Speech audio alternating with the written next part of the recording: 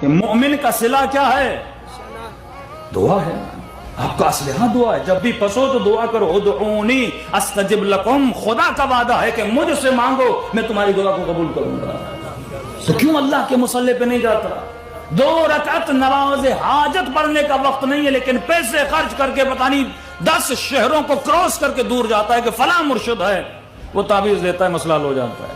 یہ ضعف ایمان ہے, یہ شرک خفی ہے کہ تو اللہ کے در کو چھوڑ کے کسی غیر کے دروازے پہ جا رہا ہے. تو اندر سے مشرک ہو چکا ہے.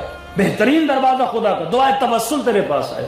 میں کہتا ہوں ہر مسئلے کا, ہر مفاتی جنان ہے, پوری مفاتی لیجئے جس میں حاشیہ بھی ہے. بے اولادی کا علاج اس میں ہے, بچیوں کی شادی نہ ہونے کا علاج اس میں ہے, بیماری کا علاج اس میں ہے. ہر چیز کے تعویذ جو اہل بیت نے بتائے, حرز جو ائمہ نے بتائے, مستند موجود ہے. اگر انسان عمل کرے اس کی زندگی آباد ہو جائے. لیکن ہم جاتے نہیں ہیں, رجوع نہیں کرتے, ہمیں شارٹ کٹ چاہیے.